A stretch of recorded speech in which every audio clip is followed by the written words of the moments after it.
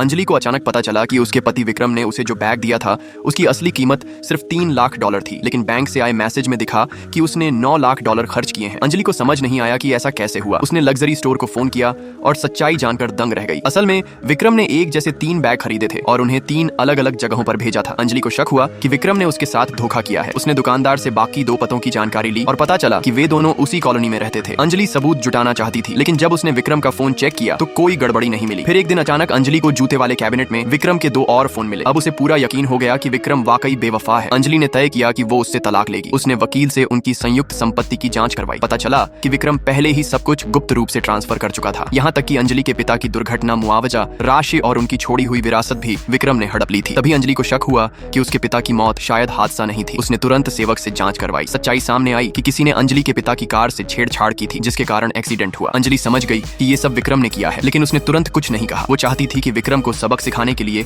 पक्के सबूत जुटाए। अंजलि को पता चला कि बाकी दोनों औरतें, नेहा और सिया, एक दूसरे के बारे में नहीं जानती। उसने मौके से उनका सामना करवाने की प्लानिंग की और उन्हें वही ब्रेसलेट दिखाया जो तीनों के पास था। उसने ये भी बताया कि वे सब एक ही बिल्डिंग में रहते हैं। ये जानकर तीनों और करीब आ गईं। नेहा ने कहा, वाह कितना अजीब इत्तेफाक है कि हमारे पार्टनर की पसंद भी एक जैसी है। तभी अंजलि ने कहा, क्यों ना हम सब अपने पार्टनर को बुलाकर एक गेट टुगेदर करें। और फिर तीनों ने विक्रम को मैसेज भेजा। विक्रम को जब तीनों मैसेज एक साथ मिले तो वो जरा भी नहीं घबराया और तुरंत सभी इन्विटेशन ठुकरा दिए। ये देखकर अंजलि ने कहा कि वो उसे क्लाइंट से मिलवाना चाहती है। ये सुनकर विक्रम तुरंत मान गया और चला आया। जैसे ही विक्रम आया और उसने तीनों औरतों को साथ देखा, उसे समझ आ गया कि मामला बिगड़ गया है। उसने बहाना बनाया कि उसकी तबीयत ठीक नहीं है और तुरंत वहां से निकल गया। लेकिन सिया ने ध्यान दिया कि अंजलि के पति ने वही जूते पहने थे जो उसने अपने बॉयफ्रेंड को गिफ्ट किए थे। इससे उसका शक और गहरा गया। उसके बाद अंजलि ने उन्हें उसी रात अपने घर खाने पर बुलाया। नेहा तुरंत मान गई और सिया ने भी अपने शक की पुष्टि के लिए हामी भर दी। रात को वे दोनों अंजलि के घर पहुंची। अंजलि ने विक्रम को बुलाकर मेहमानों से मिलने को कहा। विक्रम जैसे ही दरवाजा खोलने वाला था, उसे सिया की आवाज सुनाई दी। तुरंत उसे शक हो गया और वो जल्दी से बिस्तर पर लेटकर बीमार होने का नाटक करने लगा। अंजलि उसके पास आई और पूछा कि क्या हुआ। विक्रम ने कमजोरी दिखाते हुए कहा कि उसे जुकाम है और वो मेहमानों से नहीं मिल सकता। अंजलि जानती थी कि वो नाटक कर रहा है, लेकिन उसने तुरंत पोल नहीं खोली। विक्रम ने पूछा कि वे दोनों मेहमान कौन हैं। अंजलि ने कहा कि वे उसकी पड़ोसने हैं और उनके बॉयफ्रेंड ने उन्हें वही गिफ्ट दिए हैं। इतना सुनते ही विक्रम के माथे पर पसीना आ गया। अंजलि ने कहा कि जब वो ठीक हो जाएगा तो वो एक गेट टुगेदर रखेगी। डर के मारे विक्रम ने कहा कि उसे अभी आराम चाहिए और अंजलि को मेहमानों को भेज देना चाहिए। दोस्तों, अब असली खेल शुरू होने वाला है। अंजलि के सब्र का बांध टूट चुका है और विक्रम का झूठ हर कदम पर सामने आने वाला है। आप क्या सोचते हो, सबसे बड़ा सच कौन सा होगा जो सबको हिला कर रख देगा? अपनी राय नीचे कमेंट में जरूर लिखना और पार्ट 2 की पूरी कहानी जानने के लिए चैनल को अभी सब्सक्राइब कर लो।